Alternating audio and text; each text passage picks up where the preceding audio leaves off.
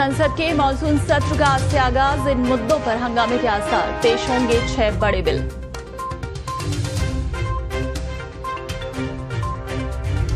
सावन का पहला सोमवार आज। शिवालयों में बम बम भोले की गूंज। 72 साल बाद दुर्लभ सहयोग।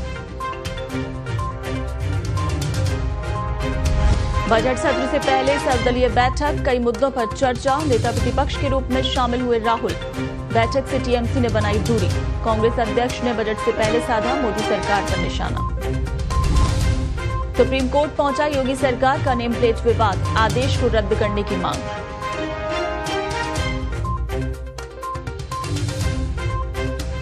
बांग्लादेश में आरक्षण का फैसला वापस। सुप्रीम कोर्ट ने हाईकोर्ट के फैसले को किया रद्द। अब 93% सरकारी नौकरी मेरिट पर होगी।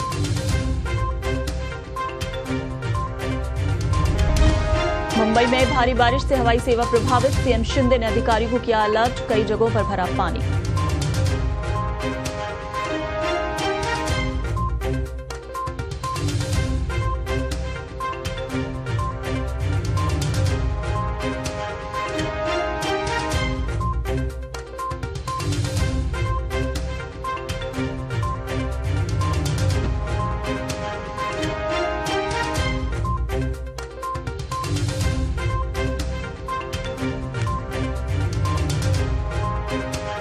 श्रावण मास का आज से आगाज। आज श्रावण मास का पहला सोमवार है। छोटी काशी में बम ताड़क बम की गूंज सुनाई दे रही है। शहर के सभी शिवालयों में सुबह से श्रद्धालु उमड़े हैं। तो भोलेनाथ का प्रिय सावन का ये महीना जिसका आगाज आज से हो गया है और आज सावन का पहला सोमवार है। छोटी काशी के तमाम शिव मंदिरों में बम भोले की गूंज सुनाई दे रही है। सभी शिवालयों में सुबह से ही श्रद्धालु उमड़ने लगे हैं।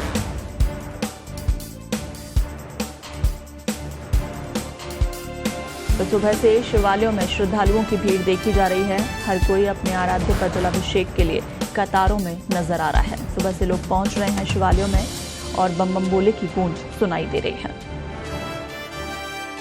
भगवान शिव को प्रिय सावन का महीना आज से शुरू हो गया है। ये पवित्र महीना 19 अगस्त को समाप्त होगा। इस बार श्रावण मास में 5 सोमवार पड़ेंगे और इसका शुभारंभ भी आज सोमवार से ही हो रहा है। कहते हैं कि सावन के सोमवार में व्रत रखना बहुत शुभ और फलदायी होता है। अविवाहित कन्याएं, मनचाहा जीवन साथी और विवाहित महिलाएं अखंड सौभाग्य की प्राप्ति के लिए इस व्रत को रखती हैं। सावन के सोमवार का व्रत करने से पारिवारिक जीवन में खुशहाली आती है और संतान सुख की भी प्राप्ति होती है। वहीं सावन में 72 साल बाद दुर्लभ संयोग बन रहा है। इस बार सावन महीने की शुरुआत और इसका समापन दोनों ही सोमवार के दिन है। ऐसा दुर्लभ योग 72 वर्ष पहले 27 जुलाई 1953 को बना था। साथ ही इस बार सावन में 6 शुभ योगों का निर्माण भी हो रहा है। इस साल श्रावण मास में शुक्रादित्य योग, बुधादित्य योग, नवपंचम योग और गजकेसरी योग बन रहे हैं।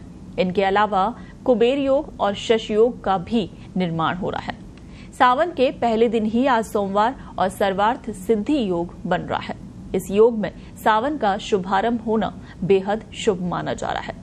सर्वार्थ सिद्धि योग में सावन सोमवार का व्रत रखने से आपको शिवजी की विशेष कृपा प्राप्त होगी। सर्वार्थ सिद्धि योग में रुद्र अभिषेक करने और व्रत करने से इच्छित व्यक्ति को अभीष्ट फल की प्राप्ति होती है।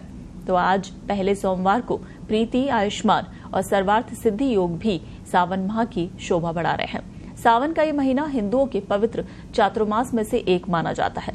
इस महीने का संबंध पूर्ण रूप से शिवजी से माना जाता है। इसी महीने में समुद्र मंथन हुआ था और भगवान शिव ने हलाहल विष का पान किया था। हलाहल विष के पान के बाद उग्र विष को शांत करने के लिए भक्त इस महीने में शिवजी को जल अर्पित करते हैं। कहते हैं कि पूरे वर्ष भर पूजा करके जो फल पाया जाता है वो फल केवल सावन में पूजा करके पाया जा सकता है। तपस्या, साधना और वरदान प्राप्ति के लिए ये महीना विशेष शुभ है।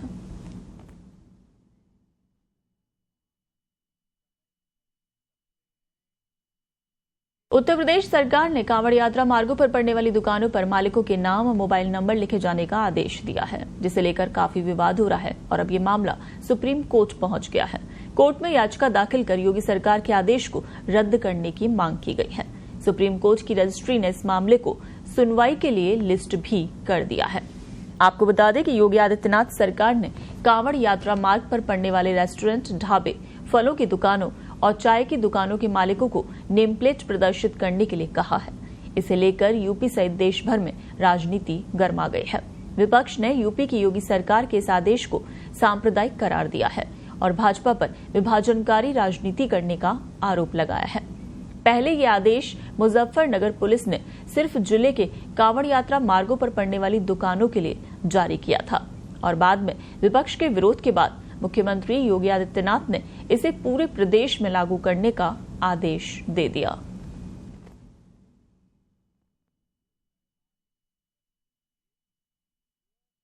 वित्त मंत्री निर्मला सीतारमण कल मंगलवार को केंद्रीय बजट पेश करेंगे। इससे एक दिन पहले यानी आज सोमवार से संसद का मानसून सत्र शुरू होगा।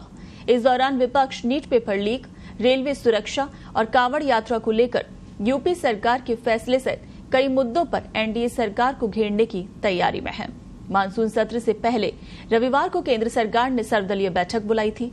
इसमें बीजेपी अध्यक्ष जेपी नड्डा, कांग्रेस नेता गौरव गोगोई, केंद्रीय मंत्री चिराग पासवान सहित विभिन्न राजनीतिक दलों के नेता शामिल हुए।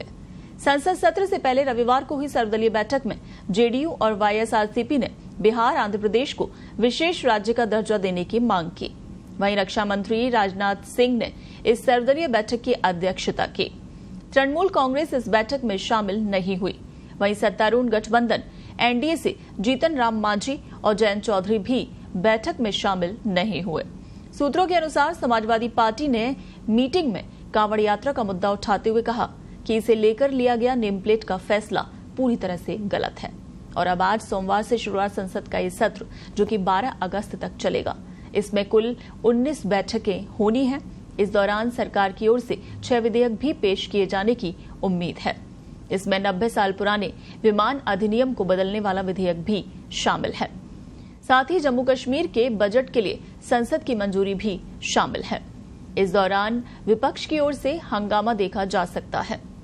मंगलवार को पेश किए जाने वाले बजट से पहले वित्त मंत्री निर्मला सीतारमण आज संसद में आर्थिक सर्वेक्षण भी पेश करेंगे। इकोनॉमिक सर्वे न केवल सरकार की रिपोर्ट कार्ड की तरह होता है जिससे पिछले वित्त वर्ष का लेखा जोखा होता है। आपको बता दें कि पहला आर्थिक सर्वे 1950-51 में पेश हुआ था। 1964 में से बजट से एक दिन पहले प्रस्तुत करने की परंपरा शुरू हुई। इससे जनता को न केवल अर्थव्यवस्था की सही स्थिति का पता चल जाता है बल्कि कई चुनौतियों के बारे में सरकार बताती है और उन्हें दूर करने के बारे में भी सर्वे में उल्लेख मिलता है। इस सर्वे से आम जनता को महंगाई, बेरोजगारी के आंकड़े तो मिलते ही हैं, निवेश, बचत और खर्च करने का आइडिया मिल जाता है। सत्र के दौरान सूचीबद्ध विधेयकों में finance bill, disaster management, boilers bill, भारतीय वायुयान विधेयक, coffee promotion and development bill और rubber promotion and development bill शामिल हैं। सत्र में डिमांड फॉर ग्रांट्स पर चर्चा और मतदान होगा। इसके अलावा एप्रोप्रिएशन बिल पारित होगा। जम्मू कश्मीर के बजट पर भी चर्चा होगी और बजट पास होगा। आरक्षण की आग में झुलस रहे बांग्लादेश की स्थिति को देखते हुए सुप्रीम कोर्ट ने नौकरी में आरक्षण का फैसला वापस ले लिया है। हालांकि कोर्ट ने आरक्षण की इस व्यवस्था को पूरी तरह से खत्म नहीं किया। बांग्लादेश के सुप्रीम कोर्ट ने कोटा सिस्टम को बरकरार रखने के हाईकोर्ट के आदेश को अवैध माना है। बयान में कहा गया कि इसकी वजह से देश भर में अशांति फैल गई, कई लोगों की जान गई। सुप्रीम कोर्ट ने अपने फैसले में 93% सरकारी नौकरियों को योग्यता के आधार पर आवंटित करने का आदेश दिया, जबकि 7% आरक्षण को 1971 में बांग्लादेश के स्वतंत्रता संग्राम में लड़ने वाले सैलानियों के परिवार के लिए छोड़ दिया। अभी तक ऐसे लोगों के लिए 30% ऐसी नौकरियां आरक्षित थी। आरक्षण को लेकर बांग्लादेश में हफ्ते भर से ये हिंसक प्रदर्शन चल रहा था। इसमें सैकड़ों लोगों की जान जा चुकी है। सरकार ने सभी कार्यालयों और संस्थानों को बंद रखने का निर्देश जारी कर दिया। वहीं देश में सख्त कर्फ्यू लगा दिया गया था। सरकार ने पुलिस को उपद्रवियों को देखते ही गोली मार देने का निर्देश दिया था। पिछले एक सप्ताह में कम से कम 133 लोगों की मौत हो चुकी है, तो वहीं 4000 से ज्यादा लोग घायल हुए। अब रविवार को सुप्रीम कोर्ट ने सुनवाई के दौरान निचली अदालत के फैसले को बदल दिया। कोर्ट ने 93% सरकारी नौकरियों को योग्यता के आधार पर देने को कहा। साथ ही 7% नौकरियां उनके परिवार वालों के लिए रहेंगी जिन्होंने आजादी की लड़ाई लड़ी थी। बांग्लादेश में प्रदर्शन और हिंसा की वजह सरकारी नौकरियों में आरक्षण ही था। आजादी के बाद 1972 से स्वतंत्रता सेनानियों के वंशजों को सरकारी नौकरी में 30% का आरक्षण दिया जाता है। एक गुट चाहता है कि आरक्षण जारी रहे, जबकि दूसरा धड़ा इसे खत्म करना चाहता है। शेख हसीना सरकार ने 2018 में हुए विरोध प्रदर्शनों के बाद इस आरक्षण व्यवस्था को खत्म कर दिया था। अब मामला सुप्रीम कोर्ट गया तो रविवार को वहां से भी इसे बदल दिया गया।